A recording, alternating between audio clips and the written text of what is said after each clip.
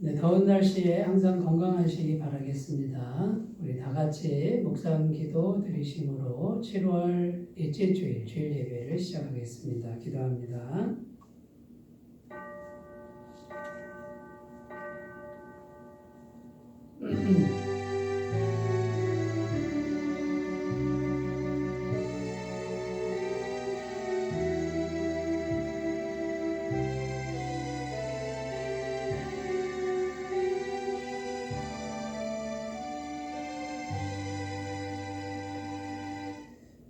여호와의 말씀이니라. 너희를 향한 나의 생각을 내가 아나니 평안이요 재앙이 아니니라.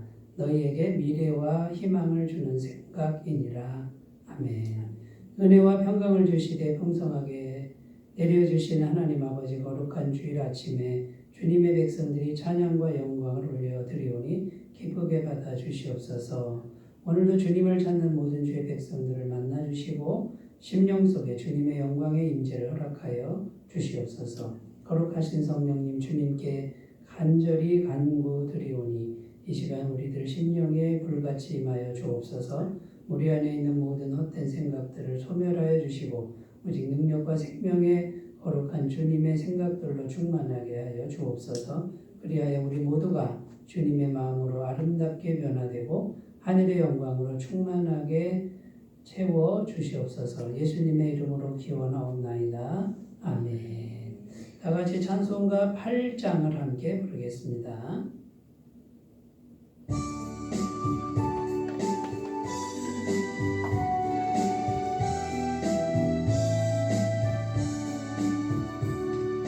거룩 거룩 거룩 전능하신 주님, 이른 아침 모래 주를 찬송합니다.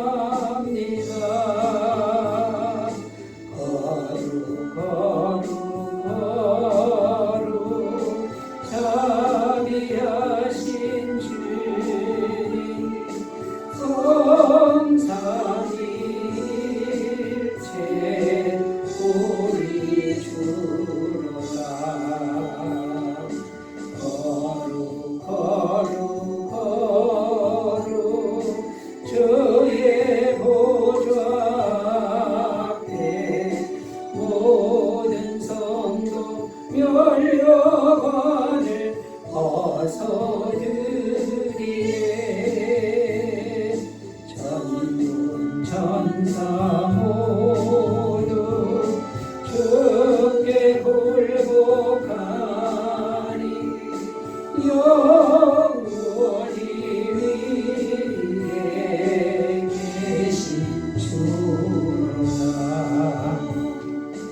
거룩 거룩 거룩 주의 빛난 영광, 모든 죄인 눈 어두워 볼 수 없도다. 거룩하시리가 주님밖에 없네. 온전히 존귀하신 주로다. 거룩 거룩 거룩 전능하신 주님, 천지 만물 모두 주를 찬송합니다. 거룩 거룩 거룩 전능하신 주님, 성삼일체 우리 주로다.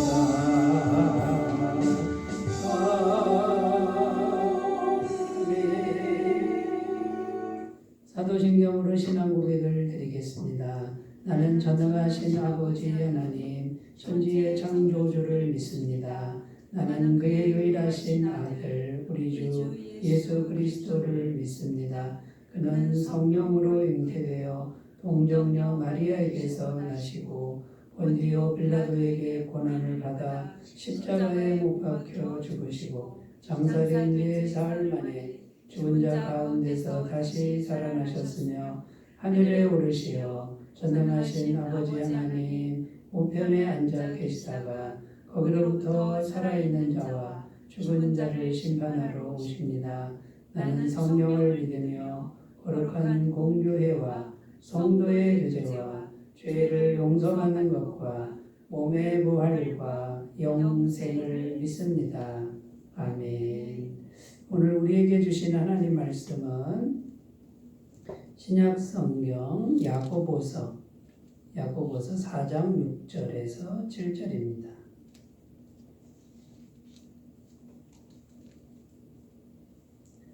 신약성경 야고보서 4장 6절에서 7절 말씀이고요. 신약성경 374쪽에 있습니다. 하나님 말씀을 제가 봉독해 드리겠습니다. 그러나 더욱 큰 은혜를 주시나니 그러므로 일렀으되 하나님이 교만한 자를 물리치시고 겸손한 자에게 은혜를 주신다 하였느니라. 그런즉 너희는 하나님께 복종할지어다 마귀를 대적하라. 그리하면 너희를 피하리라. 아멘. 오늘 말씀의 제목은 겸손은 무엇이며 왜 항상 은혜를 받는 걸까? 이런 제목으로 말씀의 은혜를 나누겠습니다. 오늘은 말씀의 주제가 겸손에 대한 것인데요. 오늘 읽은 말씀 6절을 중심으로 생각하면서 은혜를 나누겠습니다. 6절을 다시 읽으면요. 그러나 더욱 큰 은혜를 주시나니 그러므로 일렀으되 하나님이 교만한 자를 물리치시고 겸손한 자에게 은혜를 주신다 하였느니라. 자, 이 말씀에 보면 교만한 자를 물리치시고 겸손한 자에게 은혜를 주신다 이렇게 기록하는데 이제 무슨 말입니까? 교만하면 성령님의 임재하심이 막히는 것이고 겸손하면 성령님의 임재하심이 잘 이루어진다는 것입니다. 그러니까 성령님의 임재하심이 막히니까 은혜도 막히는 거고요. 성령님의 임재하심이 잘 이루어지니까 은혜가 막히지 않고 우리에게 잘 임한다라는 것입니다. 그러니까 겸손하라는 말씀입니다. 이 겸손은 정말 중요한 덕목인데요. 예수님은 겸손하지 않으면 천국에도 못 들어간다. 이렇게까지 말씀하셨다는 거고요. 또 천국에 가서도 천국에서 큰 사람은 바로 겸손한 사람이다. 이렇게 말씀하셨습니다. 마태복음 18장 3절 4절입니다. 이르시되 진실로 너희에게 이르노니 너희가 돌이켜 어린아이들과 같이 되지 아니하면 결단코 천국에 들어가지 못하리라. 그러므로 누구든지 이 어린아이와 같이 자기를 낮추는 사람이 천국에서 큰 자니라. 자, 그러니까 무슨 말입니까? 세상에서는 신분이나 소유 등으로 계급을 매기지만 천국에서의 계급은 누가 더 겸손한가? 더 겸손하면 계급이 높다. 이런 뜻인데 그러면 처음에 말씀드렸듯이 겸손하면 성령님의 임재가 잘 된다고 그랬죠. 그러니까 성령님과 소통을 잘하는 사람이 천국에서는 더 큰 사람이다. 이런 말과 같습니다. 자, 성령님과 소통을 잘하는 마음이 되면, 즉 겸손한 마음이 되면 당연히 성령님을 통해서 은혜가 항상 풍성할 수밖에 없다라는 것입니다. 그러므로 겸손에 대해서 생각해보는 일은 참으로 가치 있는 일입니다. 그래서 오늘은 참된 겸손은 무엇이며 어떤 것이며 왜 풍성한 은혜를 받는지를 생각하며 은혜를 나누도록 하겠습니다. 첫 번째, 참된 겸손은 어떤 것일까요? 참된 겸손은 절대적 의존성이라는 겁니다. 누구를 절대적으로 의지하는 거예요? 하나님만을 절대적으로 의지하는 것이다 라는 겁니다. 야고보서 4장 2절 3절 오늘 읽은 본문 앞에 나오는 내용이에요. 오늘 본문 말씀이 왜 나왔는지 그 배경이 되는 말씀이 되는데 읽어보면요. 너희는 욕심을 내어도 얻지 못하여 살인하며 시기하여도 능히 취하지 못함으로 다투고 싸우는도다. 너희가 얻지 못함은 구하지 아니하기 때문이요 구하여도 받지 못하면 정욕으로 쓰려고 잘못 구하기 때문이라. 자, 무슨 말씀입니까? 세상 것을 얻기 위해서 욕심을 품어도 안 되니까 싸우고 살인까지 하는데도 못 얻는다. 이런 내용입니다.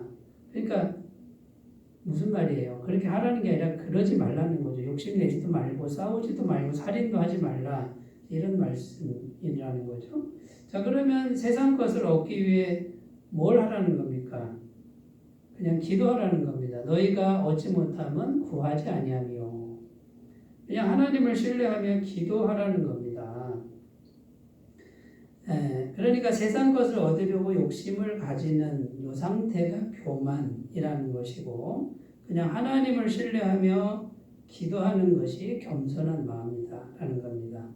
그런데 하나님의 말씀은 약속하고 있습니다. 그냥 하나님 앞에 겸손하면 충분한 은혜를 주신다. 그게 오늘 우리가 읽은 6절 말씀이죠. 교만한 자는 물리치시고 겸손한 자에게 은혜를 주신다. 자, 이런 내용입니다.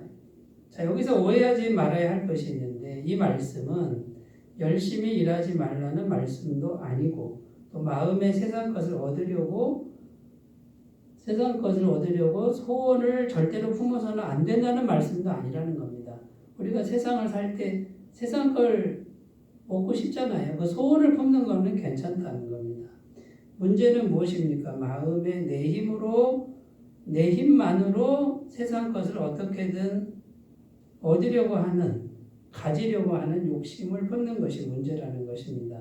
이런 마음이 하나님 모시기에 교만이 된다는 것이고, 왜 그렇습니까? 하나님이 안 계시고 자기 마음만 있으니까 그렇게 되는 것이고, 교만의 마음은 성령이 막히는 결과가 된다라는 것입니다. 자, 그러므로 욕심과 소원을 잘 구분해야 하는데요. 욕심은 하나님을 의존함이 없이 집착하고 싸우고 염려하는 마음이라는 것이고, 소원은 기도하는 마음인데, 소원을 아뢰되 모든 결과를 하나님께 맡기는 마음이라는 것입니다. 이 마음이 바로 겸손이라는 거죠. 그러니까 욕심은 하나님이 없어요, 이 사람은. 하나님 없이 그냥 자기가 가지려고 하는, 너무 집착하는 마음이 이게 욕심이고 교만이고요. 그런데 소원은 뭡니까? 소원은 갖고는 싶은데 하나님을 의존하고, 절대적으로 의존하고 기도하고 기다리는 거예요. 결과를 맡기는 겁니다. 그리고 주어진 삶에 열심히 일하는 거죠. 요 마음이 겸손한 마음이라는 거고, 요 마음이 되면 하나님의 은혜는 풍성히 임한다라는 것입니다. 성경 말씀에서도 동일하게 말씀하는데, 하나님을 떠나서 내 마음대로 하는 것이 죄라고 성경은 말씀하고 있습니다. 창세기 3장 6절, 여자가 그 나무를 본즉 먹음직도 하고 보암직도 하고 지혜롭게 할 만큼 탐스럽기도 한 나무인지라. 여자가 그 열매를 따먹고 자기와 함께 있는 남편에게도 주매 그도 먹은지라. 이 세상에 죄가 들어오는 그 통로가 바로 선악과를 먹은 사건이죠. 이 선악과를 먹었다라고 하는 것은 하나님 없이 우리 힘으로 살아보겠습니다. 하나님 도움 없이 우리가 우리 힘으로 뭔가를 한번 이루어 보겠습니다. 얻어 보겠습니다. 이게 선악과를 먹었다는 거예요. 그러니까 마음에서 하나님을 의존하는 걸 빼버리고 하나님이 공급하시는 것을 이제는 바라지 않고 내 힘으로 하겠다라고 선택한 것이 이 선악과를 먹은 것입니다. 그러니까 하나님을 의존하지 않으니까 하나님의 공급이 끊겼고, 그러니까 뭡니까? 하나님의 영원한 생명이 끊겨버리고 하나님의 마음이 공급되는 게 끊기니까 우리 인간의 마음이 시간이 갈수록 부족해진 겁니다. 이게 이제 풍성하지 않고 모자르게 된 것이죠. 그러니까 자꾸만 욕심을 내고, 욕심을 내도 못 얻으니까 이제 싸우고 다투고 살인까지 한다는 겁니다. 그래서 선악과를 먹은 것은 마음이 하나님으로부터 독립한 겁니다. 이게 떠나고 내 힘으로 하는 겁니다. 그런데 성경은 계속해서 증언하고 있습니다. 마음이 하나님을 떠나면, 하나님을 의존하는 걸 잃어버리면 그것이 바로 사망이고 패망이다. 이렇게 증언합니다. 요한복음 15장 5절 6절 나는 포도나무여 너희는 가지라. 그가 내 안에 내가 그 안에 거하면 사람의 열매를 많이 맺나니 나를 떠나서는 너희가 아무것도 할 수 없습니다. 사람이 내 안에 거하지 아니하면 가지처럼 밖에 버려져 마르나니 사람들이 그것을 모아다가 불에 던져 사르느니라. 자, 마음이 하나님에게서 분리된 상태는 포도나무 가지가 포도나무에서 떨어진 상태와 같다라는 겁니다. 여러분, 포도나무 가지가 포도나무에서 떨어지면 어떻게 됩니까? 금방 말라 죽게 되는 거죠. 그런데 하나님에게서 마음이 떠났다 이거는 떨어진 가지와 같이 됐다. 이런 말씀과 같습니다. 곧 죽습니다. 패망합니다. 무슨 일이든지 안 됩니다. 그래서 참된 겸손은 뭐냐? 절대적 의존성인데 하나님을 절대적으로 의지하는 요 마음을 가지면 그것이 겸손이고 그것이 성령님의 임재가 가능하고 은혜가 계속 오는 그런 상태를 만들어 준다라는 겁니다. 예레미야 17장 7절 8절입니다. 그러나 무릇 여호와를 의지하며 여호와를 의뢰하는 그 사람은 복을 받을 것이라. 그는 물가에 심어진 나무가 그 뿌리를 강변에 뻗치고 더위가 올지라도 두려워하지 아니하며 그 잎이 청청하며 가뭄은 해에도 걱정이 없고 결실이 그치지 아니함 같으리라. 예레미야 선지자도 동일하게 말씀합니다. 하나님을 의지하고 하나님을 의뢰하는 그 사람, 그 마음을 가진 사람은 이미 복 있는 사람이다. 이미 복을 받은 상태, 영적으로 하나님과 연결된 상태가 복 있는 상태고 현실이 어떻게 되느냐? 물가에 심어진 나무처럼 된다라는 거예요. 뿌리를 강변에 뻗치고 더위가 와도 두렵지 않다는 거예요. 왜냐하면 강변에 뿌리가 있으니 양분을 계속 빨아들여서 잎이 청청하고 가뭄은 해도 가뭄이 와도 결실이 그치지 않는 그런 인생이 된다는 거예요. 그게 현실적으로 된다는 거예요. 뭐가 연결되면 마음이 하나님을 절대적으로 의존하는 마음을 가꾸면. 그러니까 여러분 먼저 마음이 하나님과 연결되는 이 상태를 계속 가꾸시고 유지해야 됩니다. 이게 먼저 되는 이 상태가 이미 복이 임한 상태고 이게 계속되면은 현실적으로 계속 물가에 심어진 나무처럼 된다라는 거예요. 자, 그러면 여러분 겸손은 절대적 의존성인데 그러면 우리가 어떻게 해야 되죠? 모든 순간에 기도하는 거예요. 기도해서 성령님을 의지하는 거예요. 도와주세요. 함께 해주세요. 어떻게 할까요? 빌립보서 4장 6절 7절 아무것도 염려하지 말고 다만 모든 일에 기도와 간구로 너희 구할 것을 감사함으로 하나님께 아뢰라. 그리하면 모든 지각에 뛰어난 하나님의 평강이 그리스도 예수 안에서 너희 마음과 생각을 지키시리라. 하나님의 평강이 마음과 생각을 지키는 요 상태가 바로 복받은 상태예요. 요게 바로 절대적 의존적 상태고 요게 겸손한 상태라는 거예요. 절대적으로 성령님을 의지하는 상태인 거죠. 근데 어떻게 마음과 생각이 평강으로 지켜지느냐? 모든 순간에 기도하라는 거예요. 모든 순간에 기도한다라는 게 절대적 의존성이죠. 절대적으로. 그러니까 순간순간 계속 의지하는 거예요. 이걸 뭐 공식을 만들어가지고 그냥 하라는 게 아니라 도와달라고 하는 거예요. 의지하는 거예요. 그러니까 이 상태가 겸손이고 성령님이 잘 통하는 상태고 잘 임하는 상태고 성령님이 임하니까 은혜가 풍성한 상태가 될 수밖에 없다는 것을 꼭 기억하셨으면 좋겠습니다. 첫 번째 참된 겸손은 절대적 의존성이라는 거 살펴봤고요. 두 번째 참된 겸손은 무조건 낮추는 것이 아닙니다. 무조건 낮추는 건 겸손이 아니라는 겁니다. 오늘 말씀 7절 읽으면 그런즉 너희는 하나님께 복종할지어다 마귀를 대적하라 그리하면 너희를 피하리라. 여기 보면 두 가지가 나옵니다. 하나님께는 복종하고 마귀는 대적하고. 이게 겸손이라는 거예요. 자, 하나님께는 겸손해야 하지만 마귀에게는 단호해야 한다. 그러니까 참된 겸손은 무조건 낮추는 게 아니라는 겁니다. 하나님께 낮추는 것은 맞지만 마귀에게까지 낮추어서는 안 된다. 이런 의미가 되는 거죠. 자, 성경을 찾아보면 예수님은 나는 마음이 온유하고 겸손하니 나에게 와서 내게 배우라. 겸손을 배우라 그러셨잖아요. 근데 그 예수님은 어떻게 하셨냐면 예수님은 정말 겸손한 하나님 아버지 앞에서는 죽기까지 복종하신 분이에요.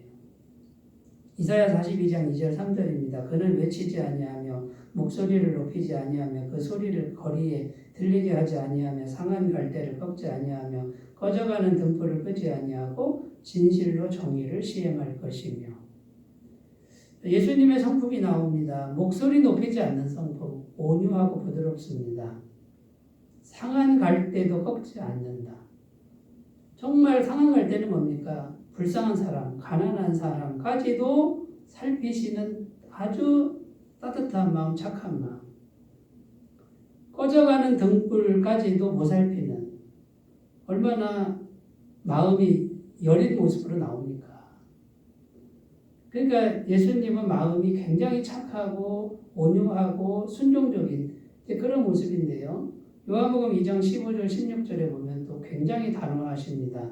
노끈으로 채찍을 만드사 양이나 소를 다 성전에서 내쫓으시고 돈 바꾸는 사람들이 돈을 쏟으시며 상을 엎으시고 비둘기 파는 사람들에게 이르시되 이것을 여기서 가져가라. 내 아버지의 집으로 장사하는 집을 만들지 말라 하시니. 그렇게 겸손하시고 따뜻하신 분이 채찍을 만들어서 다 후려치고 막 다 뒤집어 엎는 이런 모습을 보여주는 거예요. 왜냐하면 강도의 소굴을 만들었다 이거예요. 마귀의 소굴을 만들어서 그 온유하고 겸손하신 분이 이 죄 앞에서 마귀 앞에서는 너무나도 단호하고 너무나도 담대한 모습을 보여주고 계시다라는 겁니다. 여러분, 겸손은요, 참된 겸손은 무조건 낮추는 게 아니에요. 하나님이 기뻐하시는 참된 겸손은 하나님께는 한없이 연약하지만 마귀 앞에서는 목숨 걸고 싸우는 모습이 이게 겸손이라는 거예요. 근데 많은 분들이 오해하십니다. 그냥 무조건 낮추면 겸손인 줄 알아요. 그는 잘못된 거예요. 마귀에게까지 겸손해버리면은 마귀의 밥이 돼버리는 거예요. 이렇게 막 채찍을 만들어서 뒤집어 엎는데 이걸 겸손이라고 성경이 말하는 걸 꼭 우리가 기억하셨으면 좋겠습니다. 바울도 예수님의 성품과 비슷한 성품을 보여줍니다. 고린도전서 2장 3절 내가 너희 가운데 거할 때에 약하고 두려워하고 심히 떨었노라.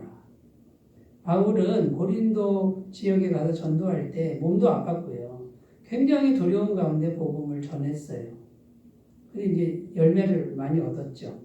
근데 이렇게 복음 전할 때 한 영혼을 얻기 위해서 정말 조심조심 너무나도 겸손한 모습으로 복음을 전하던 바울이 또 굉장히 담대한 모습을 보여줍니다. 사도행전 23장 2절 3절 대제사장 아나니아가 바울 곁에 서 있는 사람들에게 그 입을 치라 명하니 바울이 이르되 회칠한다며 하나님이 너를 치시리로다. 내가 나를 율법대로 심판한다고 앉아서 율법을 어기고 나를 치라 하느냐 하니.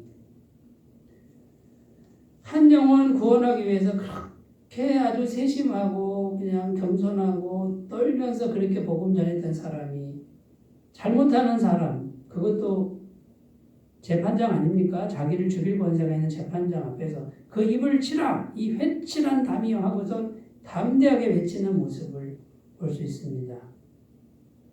죄와 마귀를 향해서는 너무나도 단호한 모습을 보여주고 있는 것이죠. 이게 하나님이 원하시는 참된 겸손의 모습이다. 하나님께만 겸손해야 되고 마귀는 대적할 줄 아는 요 성품이 겸손인 거예요. 여러분, 겸손한 사람이 왜 항상 은혜를 받습니까? 성령님의 임재가 항상 있기 때문에 은혜를 받는 거예요. 그런데 여러분, 죄와 마귀에 대해서도 그냥 무조건 낮춰버리면 성령님이 막히는 거죠. 마귀의 영이 들어오니까. 그러면 죄와 마귀에 대해서는 어떻게 해야 돼요? 담대하게 그걸 물리치는, 이 마귀의 영을 물리쳐야 성령이 오실 거 아니에요. 또 하나님 앞에서는 어떻게 해요? 정말 겸손하게 낮춰야 성령이 오실 거 아니에요. 그러니까 여러분, 겸손이라는 것을 우리가 인간적으로 생각지 말고 영적으로 생각하셔야 됩니다. 하나님 앞에서의 겸손, 결국 성령님의 임재가 내 마음에 오시도록 하는 겸손은 하나님께는 한없이 약하지만 죄와 마귀에 대해서는 한없이 담대한 이런 모습이 되어야 성령님의 임재가 막히지 않을 줄로 믿습니다. 이것이 잘 균형이 맞춰지는 사람에게는 잠언 22장 4절 말씀이 이루어집니다. 겸손과 여호와를 경외함의 보상은 재물과 영광과 생명이니라. 자, 여러분, 겸손과 여호와를 경외함의 보상. 이 겸손과 여호와를 경외한 게 같다는 말이에요. 그런데 겸손은 어떻게 보면 좀 낮추는 의미가 있잖아요.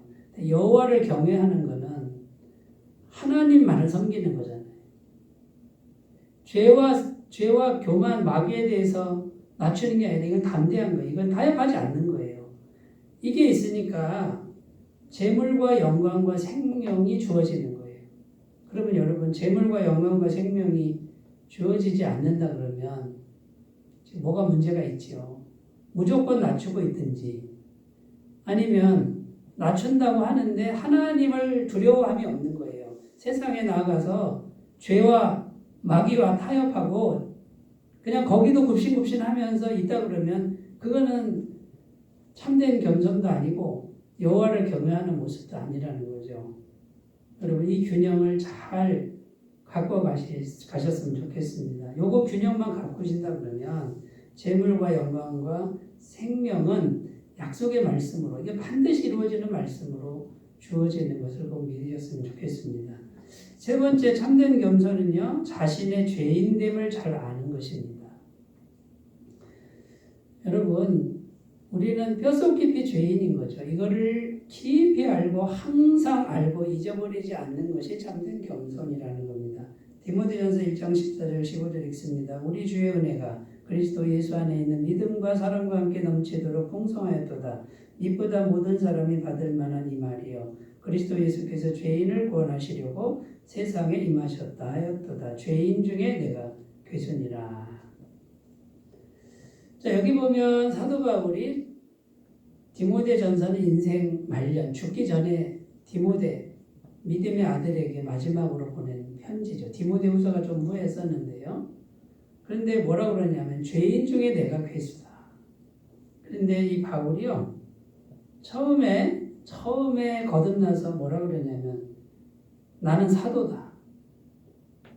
12사도보다 나는 하나도 모자란 게 없는 당당한 사도다 그래요. 그런데 나중에 이제 이름을 바꿉니다. 그러니까 사도는 자기가 좀 높다는 뜻이잖아요. 그런데 조금 시간이 지나면 이름을 바꾸는데 원래 사울이었잖아요. 사울을 바울로 바꾸는데 사울은 큰 자라는 뜻이고 바울은 작은 자라는 뜻이에요. 그러니까 자기는 작은 자. 나는 사도다 할 때는 큰 자란 말이죠. 그런데 시간이 지나니까 작은 자가 되고 죽기 직전에는 죄인 중에 괴수다 이렇게까지 자기 고백을 하고 있습니다. 이것은 무엇을 말해주는 겁니까? 시간이 갈수록 바울은 더욱 겸손해졌다라는 것을 보여줍니다. 성령이 더욱 충만해졌다 이런 말과도 같은 거죠. 그런데 왜 이런 말을 했냐면 예수님 앞에 서면 자기는 뼛속 깊이 죄인인 것을 시간이 갈수록 더 깊이 느끼는 거예요.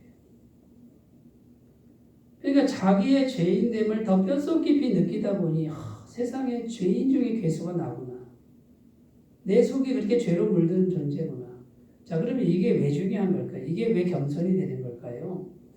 여러분, 자기의 죄인됨을 뼛속 깊이 느끼고 인정하는 이 고백이 있을 때 예수님이 절대적으로 필요한 거예요. 마가복음 2장 17절입니다. 예수께서 들으시고 그들에게 이르시되 건강한 자에게는 의사가 쓸데없고 병든 자에게라야 쓸데있느니라. 나는 의인을 부르러 온 것이 아니요 죄인을 부르러 왔노라 하시니라. 자, 여러분, 예수님은 뭐라 그러세요? 스스로 의인이라고 하는 사람에게는 내가 필요 없다. 내가 갈 필요가 뭐가 있느냐. 자기가 혼자 어렵다고 하는데. 그러면 이게 무슨 말이에요? 정말 자기가 죄인됨을 지금 아파하고 괴로워하는 사람, 그 사람에게 예수님이 간다는 거예요. 그 사람이 예수님을 필요로 한다는 거예요. 나는 이렇게 죄인이고 구제불능이니 예수님 도와주세요. 예수님이 은혜 주셔야 내가 구원받습니다 하고 예수님의 은혜를 구하니까 성령의 임재가 되고 이 사람이 은혜를 받는 거예요. 그런데 나는 훌륭하다는 거죠. 나는 열심히 살았고 착하게 살았고 나는 남들보다 더 훌륭하게 살았다는 거예요. 그러면 예수님 필요 없는 거예요. 자기가 잘했기 때문에. 그러니까 여러분, 자기의 죄인됨을 뼛속 깊이 느끼는 건 좌절하고 절망하라는 게 아니라 자기에게서는 구제불능 같은 그런 상태를 발견하고 예수님을 절대적으로 의지하라는 거, 의존하라는 거죠. 그러면 예수님의 은혜가 임하니까 결국은 하나님의 은혜가 막히지 않고 이 상태가 겸손한 상태가 된다라는 겁니다. 예수님을 필요로 하지 않는 신앙, 그런 신앙도 있을 수가 있는지 모르겠어요. 근데 신앙생활하면서 예수님이 필요 없고 내 힘으로만 한다 그러면 그건 죽은 신앙이라고 말씀합니다. 요한복음 14장 6절 예수께서 이르시되 내가 곧 길이요 진리요 생명이니 나로 말미암지 않고는 아버지께로 올 자가 없느니라. 예수님이 곧 생명인데요. 신앙생활 하는데 나는 너무 잘하고 있어서 예수님이 굳이 필요 없는 거예요. 나는 잘하고 있어서. 그러면 생명이신 예수님과 단절되어 있으니까 이건 죽은 신앙이다. 아무런 하나님의 은혜 성령의 임재가 있을 수 없는 신앙이다라는 겁니다. 자, 그러면 우리가 자기의 죄인됨을 계속 깊이 느끼면서 예수님 없이는 내가 살 수 없습니다. 자, 이런 사람은요, 늘 죄를 고백하는 거예요. 자기 죄인됨을 예수님께 의지를 하는 거예요. 그러면 어떻게 됩니까? 자기 죄인됨을 늘 인정하고 고백하면 죄사함을 받는다. 예수님이 언제든지 오셔서 영원한 죄사함을 주신다고 말씀합니다. 요한일서 1장 9절 만일 우리가 우리 죄를 자백하면 그는 미쁘시고 의로우사 우리 죄를 사하시며 우리를 모든 불의에서 깨끗하게 하실 것이요. 그러니까 여러분, 참된 겸손은 자기 죄인됨을 잘 알고 인정하는 거예요. 그리고 예수님께 고백하는 것까지 가야 돼요. 이게 겸손이에요. 그러면 즉시로 죄사함을 받는다는 거고, 그러면 죄사함을 받고 죄사함을 받은 후에 성령이 오시니까 하나님 은혜가 막히지 않아요. 이 상태가 영적으로 이미 복 있는 상태고 현실적으로는 모든 은혜가 필요가 채워진다라는 거예요. 빌립보서 4장 19절 나의 하나님이 그리스도 예수 안에서 너희 영광 가운데 그 풍성한 대로 너희 모든 쓸 것을 채우시리라.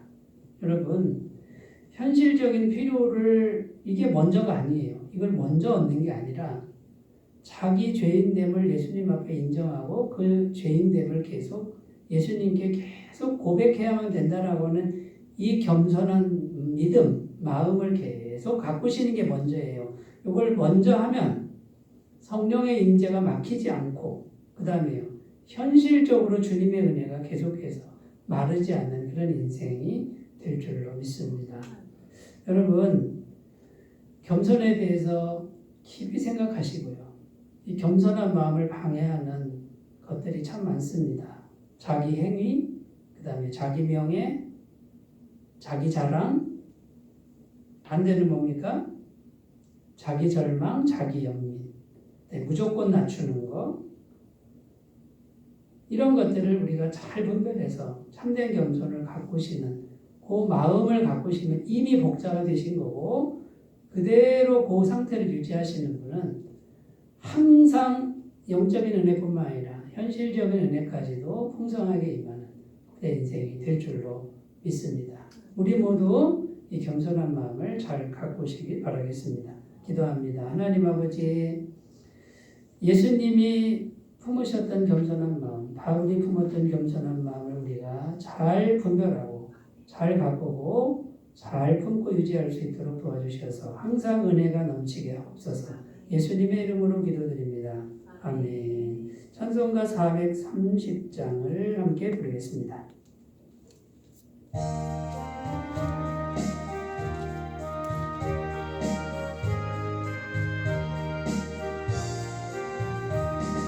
주와 같이 길 가는 것 즐거우리라니까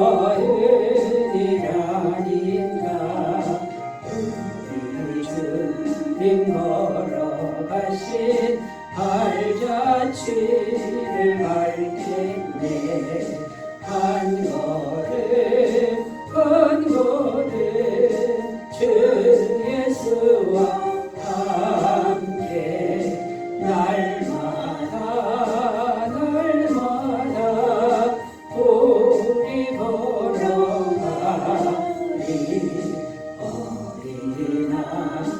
같은 우리 미련하고 약하나 주의 손에 이끌려 생명길로 가겠네.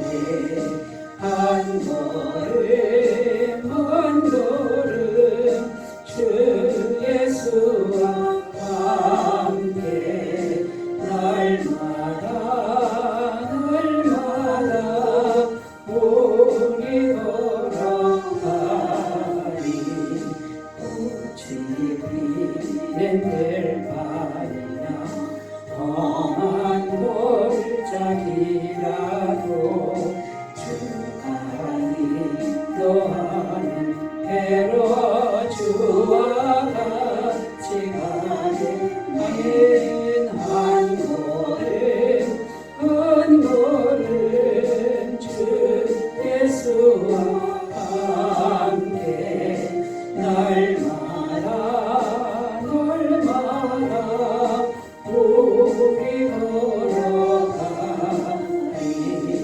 옛 선지자의 녹같이 우리들도 천국에 들려 올라갈 때까지 주와 같이 걷게.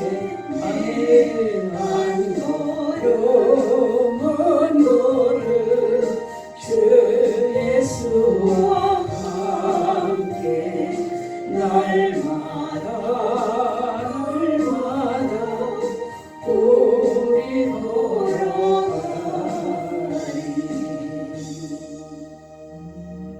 광고 말씀드립니다.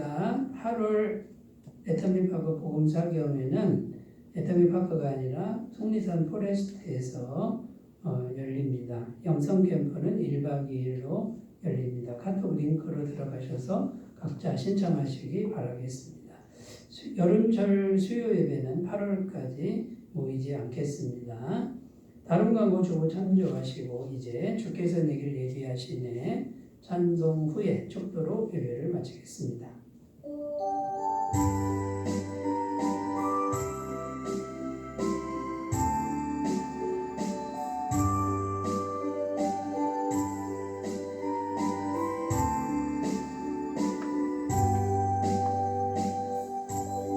주께서 내게 예비하시네.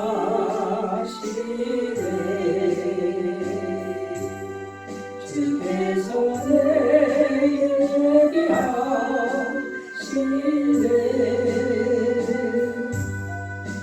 이제 하루하루를 주를 위해 살리라. 주께서 내게 예비하시네.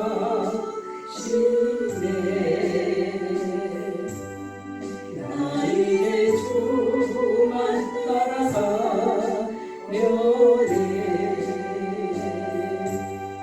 나 이제 주만 따라가려네.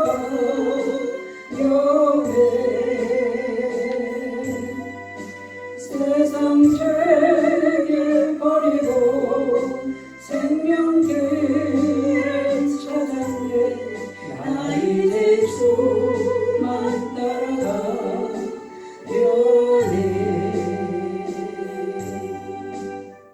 이제는 우리 주 예수 그리스도의 은혜와 하나님 아버지의 사랑하심과 성령님의 교통하시는 은총이 이제는 참된 겸손이 무엇인지 알고 항상 하나님 앞에 겸손하고 마귀에게는 단호함을 유지하는 참된 겸손을 이루어 성령으로 충만하기로 결단하는 주의 모든 백성들의 영원토록 함께 하시기를 간절히 축원하옵나이다. 아멘.